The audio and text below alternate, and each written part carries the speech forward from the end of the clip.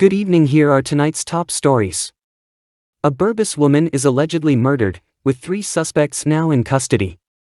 A domestic dispute turns violent as a taxi driver is shot by his younger brother. In Linden, a police raid uncovers drugs, a firearm, and ammunition. Meanwhile, a man wanted in Brazil is remanded to prison during an extradition hearing. In Georgetown, an unemployed man is released on bail following a fatal accident. Tragedy strikes again as a man is fatally stabbed in a dispute over a damaged speaker box. On a brighter note, 1,500 Guyanese are allocated house lots in the Wales Housing Development Scheme. Stay tuned for more updates.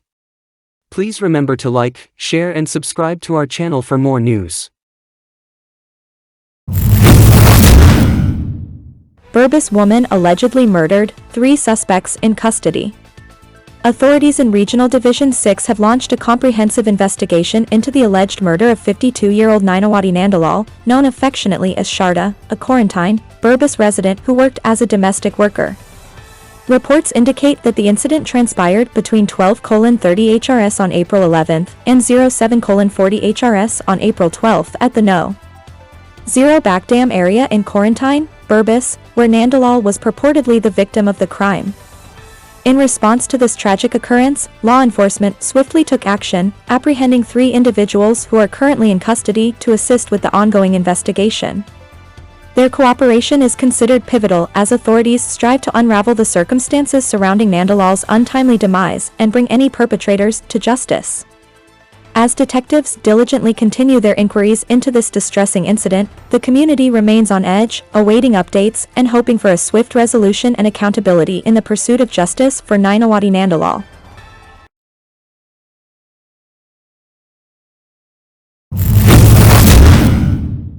Taxi driver shot by younger brother in domestic dispute. Lawrence Fanfare, a 38-year-old taxi driver residing in Costello Housing Scheme, La Penitence, Georgetown, is recovering from a gunshot wound to his left thigh after an altercation with his younger brother. According to a statement from police headquarters, the incident occurred around 2300 hours HRS on Thursday. Fanfare and his brother, Rendell Van Rassem, 32, who is currently unemployed, live at the same address. The dispute reportedly stemmed from a disagreement over a woman with whom Fanfare had a relationship.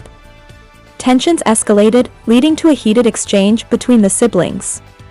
During the confrontation, Fanfare, who was seated outside the house, was approached by Rendell, who brandished a black handgun from his waistband and fired a shot, striking Lawrence in the left thigh. In an effort to evade further harm, Lawrence managed to escape and fled in an unknown direction. He was later found by relatives and transported to the Georgetown Public Hospital Corporation, where he is currently admitted in the male medical ward. His condition is reported as stable.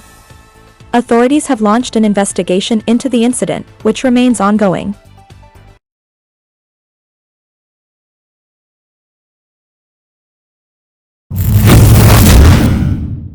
Police raid uncovers drugs, firearm, and ammunition in Linden. In a targeted operation early Friday morning, police in Region 10 discovered a cache of illegal items, including marijuana, a firearm, ammunition, and a camouflage shirt, during raid exercises in Half Mile, Vismar, Linden. According to a statement from police headquarters, the operation commenced at approximately 6 o'clock HRS when a team of police officers conducted a search at the residence of a 39-year-old man in Half Mile. During the search, authorities found a plastic bag containing marijuana on a dining table inside the home. The man was promptly informed of the offense, cautioned, and subsequently arrested. Shortly thereafter, around 6:30 HRS, the police team proceeded to another residence in the area, where they encountered 2 28-year-old men. Upon entering the premises, officers observed one of the men attempting to discard an object through a window. The object was swiftly recovered and identified as a loaded 9mm firearm. Further search of the residence led to the discovery of a camouflage GDF shirt in a bedroom occupied by the second suspect. Consequently, both men were placed under arrest. The marijuana seized from the first suspect was weighed in his presence at the Vismar police station, amounting to 18 grams. Meanwhile, the firearm, ammunition, and camouflage shirt were lodged at the Mackenzie police station. All 3 suspects remain in police custody pending formal charges.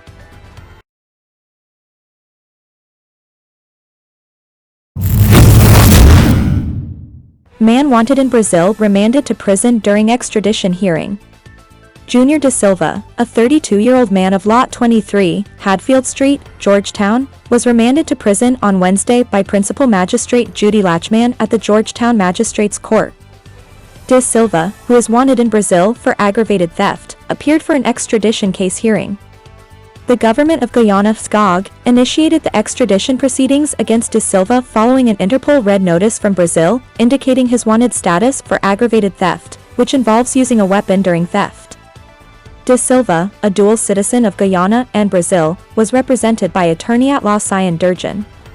Durjan argued for his client's release, citing that Da Silva had been in custody for over 72 hours and had attended court in Brazil virtually on February 28, 2024. However, Durjan expressed that Da Silva's extradition case in Guyana hindered his ability to physically appear in court in Brazil. Despite Durjan's plea for bail, police legal advisor, attorney-at-law Mandel Moore, objected based on Section 15(3) of the Criminal Offense Act, which allows for a probation arrest warrant to be issued, enabling the court to detain the defendant for up to 30 days. Prosecutor Moore further contested Durjan's claim about Da Silva's court attendance in Brazil, stating that the documents provided by Durjan indicated Da Silva's absence from court. Considering the arguments presented, Magistrate Lachman remanded Da Silva to prison. He is scheduled to appear in court again on April 12, 2024, pending further proceedings in his extradition case.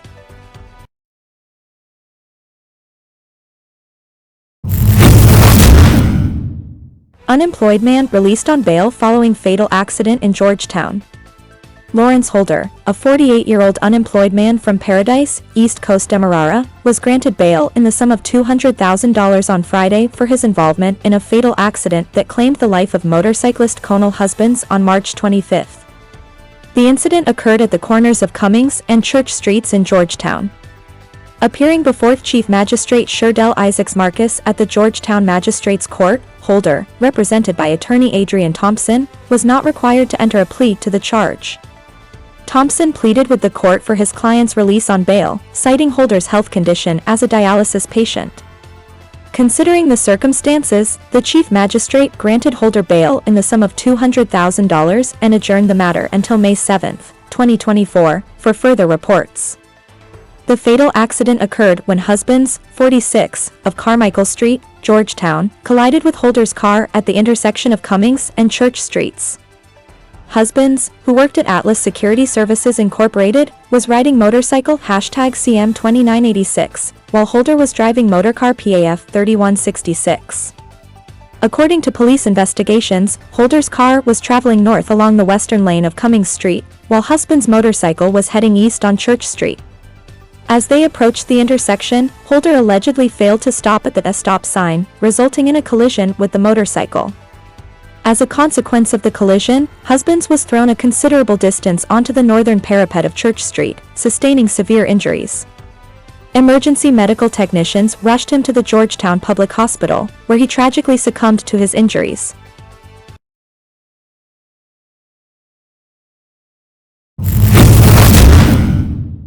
Man fatally stabbed in dispute over damaged speaker box. Tragedy struck Perry Street in Tuckville, Georgetown, early Friday morning when a confrontation between a mother, her two sons, and two men turned deadly, resulting in the fatal stabbing of one of the men. The victim, identified as Amaziah Hohenkirk, a 36-year-old laborer from Unity Place, Festival City, met his untimely demise after being stabbed by Alicia Edmondson, a 42-year-old housewife residing on Perry Street, Tuckville. According to reports from police headquarters, the altercation began on Thursday night but escalated dramatically around 7 o'clock HRS Friday morning. The genesis of the dispute reportedly stemmed from a disagreement over a damaged speaker box between Alicia, her son Daryl Kennedy, 24 years old, and Hohenkirk. The situation intensified further when, at approximately 6:50 HRS on Friday, Alicia informed her other son, Mogshi Kennedy, 21 years old, that Daryl had mistreated her. Seeking resolution, Mogshi set out to confront Daryl, but instead encountered Hohenkirk and another man named Sean. A heated argument ensued, eventually culminating in the group's arrival at Alicia's residence. During the confrontation, Sean allegedly struck Alicia on her left wrist with a hockey stick. In response, Alicia armed herself with a knife and stabbed Hohenkirk once in the abdomen and once on his left and right wrists. Following the altercation, Hohenkirk and Sean fled the scene, seeking medical attention at the Georgetown Public Hospital Corporation, GPHC. Tragically, Hohenkirk succumbed to his injuries while undergoing treatment. Currently, both Alicia and Mokshi are in police custody as investigations into the incident continue to unfold. The tragic incident serves as a sobering reminder of the fatal consequences that can arise from interpersonal disputes and the importance of peaceful conflict resolution.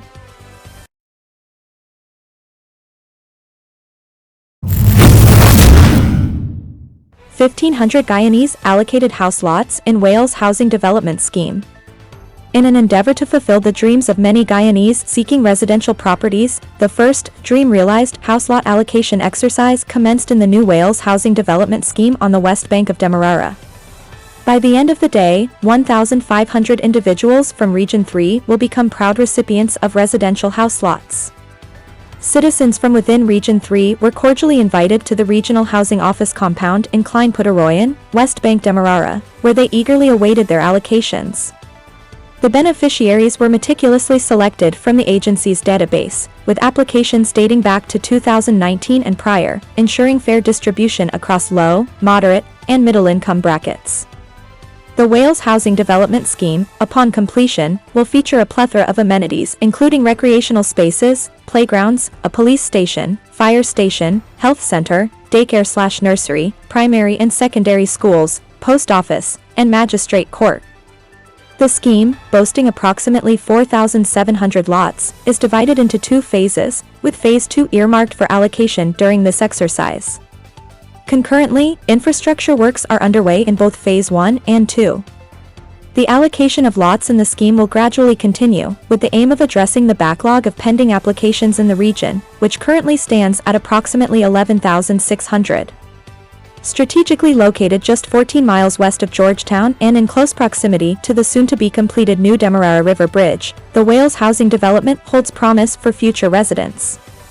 An estimated $11.2 billion worth of infrastructure work is expected to be executed in Phase 2, encompassing roads, drainage systems, culverts, and bridges. The opening ceremony of the allocation exercise was graced by Ministers Honorable Colin Kroll and Honorable Susan Rodriguez, alongside distinguished officials including Permanent Secretary Mr. Bishram Kupan, Chief Executive Officer of the Central Housing and Planning Authority Mr. Sherwin Greaves, and Regional Chairman Mr. Inshan Ayubi. As the first batch of allottees eagerly selected their lot numbers, a sense of excitement and anticipation filled the air, marking the beginning of a new chapter for many Guyanese families as they embark on their journey towards homeownership in the Wales Housing Development Scheme.